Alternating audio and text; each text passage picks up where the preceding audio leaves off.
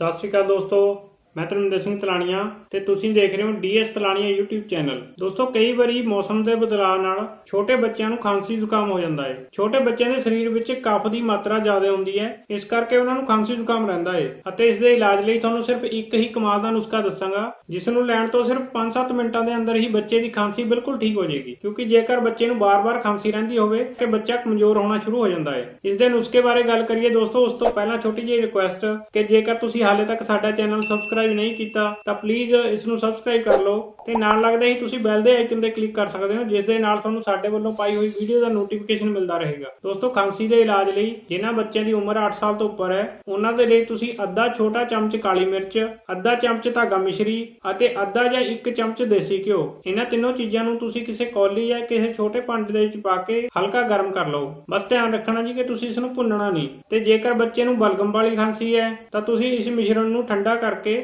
ਭੁੰਨ ਕੇ ਇਸ ਦਾ ਘਿਓ ਕੱਢ ਦੇਣਾ ਹੈ ਅਤੇ ਬਚੀ ਹੋਈ ਕਾਲੀ ਮਿਰਚ ਤੁਸੀਂ ਬੱਚੇ ਨੂੰ ਦੇ ਦੇਣੀ ਹੈ। ਤੇ ਜੇਕਰ ਕਿਸੇ ਬੱਚੇ ਨੂੰ ਸੁੱਕੀ ਖਾਂਸੀ ਆ ਰਹੀ ਹੈ ਤਾਂ ਇਹ ਮਿਸ਼ਰਣ ਸਣੇ ਘਿਓ ਤੁਸੀਂ ਬੱਚੇ ਨੂੰ ਦੇ ਦੇਣਾ ਹੈ। ਇਸ ਨੂੰ ਦੇਣ ਤੋਂ ਬਾਅਦ 5-7 ਮਿੰਟਾਂ ਦੇ ਵਿੱਚ ਹੀ ਬੱਚੇ ਨੂੰ ਆਰਾਮ ਮਿਲ ਜਾਏਗਾ। ਤੇ ਦੋਸਤੋ, ਜੇਕਰ ਪਹਿਲੀ ਖੁਰਾਕ ਦੇ ਨਾਲ ਬੱਚੇ ਨੂੰ ਫਰਕ ਪੈ ਗਿਆ ਤਾਂ ਤੁਸੀਂ ਇਹ ਮਿਸ਼ਰਣ ਦਿਨ ਦੇ ਵਿੱਚ 3 ਵਾਰੀ ਬਣਾ ਕੇ ਦੇਣਾ ਹੈ। ਇਸ ਦੇ ਨਾਲ ਬੱਚੇ ਨੂੰ ਜਿੰਨੀ ਮਰਜ਼ੀ ਖਾਂਸੀ ਹੈ ਬਿਲਕੁਲ ਉਹ ਠੀਕ ਹੋ ਜਾਏਗੀ। ਤੇ ਜਿਨ੍ਹਾਂ ਬੱਚਿਆਂ ਦੀ ਉਮਰ 8 ਸਾਲ ਤੋਂ ਘੱਟ ਹੈ, ਜੇਕਰ ਉਹਨਾਂ ਨੂੰ ਖਾਂਸੀ ਹੋਈ ਪਈ ਹੈ ਤਾਂ ਤੁਸੀਂ ਉਹੀ ਛੋਟਾ ਚਮਚ ਅੱਧੇ ਨਾਲੋਂ ਵੀ ਘੱਟ ਕਾਲੀ ਮਿਰਚ ਦਾ ਪਾਉਣਾ ਹੈ ਅਤੇ ਉਵੇਂ ਹੀ ਅੱਧਾ ਚਮਚ ਮਿਸ਼ਰੀ ਅਤੇ ਅੱਧਾ ਚਮਚ ਦੇਸੀ ਘਿਓ। ਬਣਾਉਣ ਦੀ ਵਿਧੀ ਇਹੀ ਹੈ ਜਿਹੜੀ ਪਹਿਲਾਂ ਦੱਸੀ ਹੈ। ਤੇ ਦੋਸਤੋ, ਜੇਕਰ ਇਹ ਮਿਸ਼ਰਣ ਦੇਣ ਤੋਂ ਬਾਅਦ ਵੀ ਬੱਚੇ ਦੀ ਖਾਂਸੀ ਨਹੀਂ ਠੀਕ ਹੋ ਰਹੀ ਤਾਂ ਤੁਸੀਂ ਬੱਚੇ ਦੀ ਇਨਫੈਕਸ਼ਨ ਚੈੱਕ ਕਰਾਓ। ਬੱਚੇ ਨੂੰ ਜ਼ਰੂਰ ਇਨਫੈਕਸ਼ਨ ਹੋਈ ਹੋਏਗੀ ਜਿਸ ਕਰਕੇ ਉਸ ਦੀ ਖਾਂਸੀ ਠੀਕ ਨਹੀਂ ਹੋ ਰਹੀ, ਕਿਉਂਕਿ ਇਸ ਕਮਾਲ ਦੇ ਨੁਸਖੇ ਨਾਲ ਜਿੰਨੀ ਮਰਜ਼ੀ ਕਿਸੇ ਨੂੰ ਖਾਂਸੀ ਹੋਈ ਪਈ ਹੈ ਬਿਲਕੁਲ ਠੀਕ ਹੋ ਜਾਂਦੀ ਹੈ। ਤੇ ਜੇਕਰ ਕਿਸੇ ਵੱਡੇ ਨੂੰ ਖਾਂਸੀ ਹੋਈ ਪਈ ਹੈ ਤਾਂ ਤੁਸੀਂ ਕਾਲੀ ਮਿਰਚ ਦੀ ਕੁਆਂਟੀਟੀ ਵਧਾ ਸਕਦੇ ਹੋ। ਤੇ ਦੋਸਤੋ, ਉਮੀਦ ਕਰਦਾ ਮੇਰੇ ਵੱਲੋਂ ਦਿੱਤੀ ਹੋਈ ਜਾਣਕਾਰੀ ਤੁਹਾਨੂੰ ਵਧੀਆ ਲੱਗੀ ਹੋਣੀ ਹੈ। ਕੱਲ ਫੇਰ ਮਿਲਦੇ ਹਾਂ ਜੀ। ਹੁਣ ਦਿਓ ਆਗਿਆ।